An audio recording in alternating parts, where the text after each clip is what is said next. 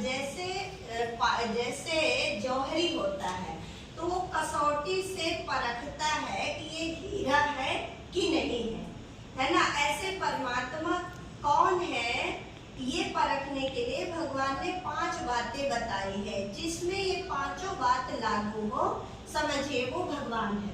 तो 5 बात कौन सी परमात्मा ने बताई? पहला, जिसका कोई माता पिता ना हो, वो स्वयं सबका माता पिता हो।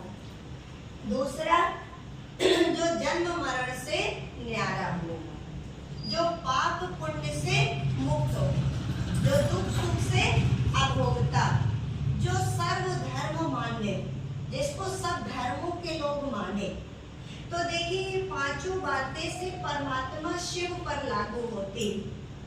जिनका कोई माता पिता नहीं, वो स्वयं सबके माता पिता है। बाकी सबके अपने अपने माता पिता है, चाहे राम हो, चाहे कृष्ण हो, चाहे आपके गौतम बुद्ध हो, चाहे फिर आपके क्राइस्ट हो, या इब्राहिम हो, या गुरु नानक हो, सबके माता पिता है। लेकिन परमात्मा पिता शिव एक ऐसे हैं जिनका कोई माता पिता नहीं है, ये स्वयं सबके माता पिता है। ये बात सिर्फ शिव बाबा में लागू होती है, शिव परमात्मा में। दूसरा, जो जन्म मरण रहित हो, तो देखिए इन सबका जन्म भी हुआ है, मृत्यु भी हुआ है, लेकिन परमात्मा शिव है जिनका न जन्म हुआ न मृत्यु हुआ है ना।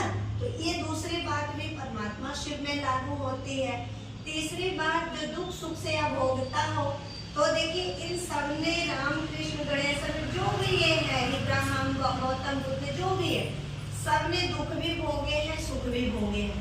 तो ये बात तो इन पर लागू नहीं होती कि भगवान वो है जो दुख सुख से अभोगता हो। तो वो तो परमात्मा शिव ही है जो ना दुख भोगे ना सुख भोगे। फिर चौथी बात, परमात्मा वो है जो पाप पुण्य से मुक्त हो। तो देखिए इन सबको पाप भी लगा है, पुण्य भी लगा है, लेकिन परमात्मा शिव एक ऐसे है जिनको न पाप लगा न पुण्य लगा। और पांचवी बात, जो सर्व धर्म मान्य हो। तो परमात्मा को देखिए हमारे हिंदू धर्म में भी रामचंद्र जी ने लंका में गए थे सीता को छुड़ाने, तो रामचंद्र जी ने भी शिव जी की पूजा किया था।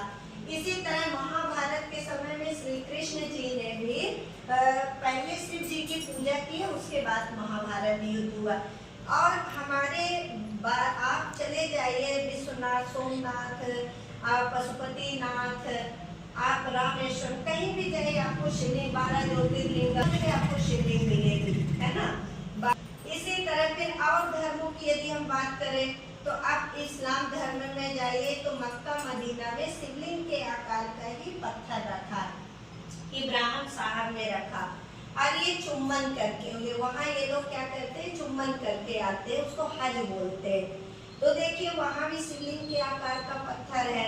आप बौद्ध धर्म में जाइए तो देखिए शिवलिंग के आकार का पत्थर स्टैंड में रख के ध्यान केंद्रित करते हैं।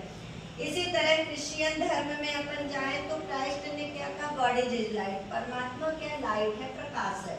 और उन्होंने गॉड क्यों नाम रखा, कर्तव्य का, GOD, माना जी माना जनरेटर, ओ माना ऑपरेटर, डी माना डिस्ट्रक्टर, स्थापना पालना विनाश करने वाला। उन्होंने परमात्मा को माना। पर हम लोग ज्योति, पत्थर का ज्योति स्वरूप बना के पूजते, और उन्होंने मोमबत्ती में जला के और उसका लौ का ध्यान किया। तो देखिए लौ भी कैसा ज्योति आकार है। गुरु नानक जी ने भी कहा एको ओंकार निराकार, परमात्मा एक है और वो निराकार। तो देखिए सब धर्मों की मनुष्य आत्मा, सब धर्म मान्य हुए ना परमात्मा। हमारे हिंदू धर्म में भी शिव जी को मानते हैं, राम हो चाहे कृष्ण हो, और इसे और धर्मों के लोग भी मानते हैं। तो और धर्मों के लोग तो नहीं मानते राम कृष्ण को, तो सर्व धर्म मान्य कैसे होंगे, कैसे भगवान तो वो जो सर्व धर्म मान्य। ये बातें पांचों परमात्मा शिव में ही लागू होती, इसलिए परमात्मा वो जो सबका मालिक, अब वो परमात्मा शिव ही। तो ठीक है, अभी ये समझ में आया ना कि हम लोग आज तक सबको भगवान, गुरु भी भगवान है, यहाँ तक कि इंसान को भी कहते हमारे लिए तो भगवान वही। तो हमारे लिए ना, सबके लिए तो नहीं हुए ना, तो भगवान वो है जो सबके लिए हो। ठीक है, ओम शांति।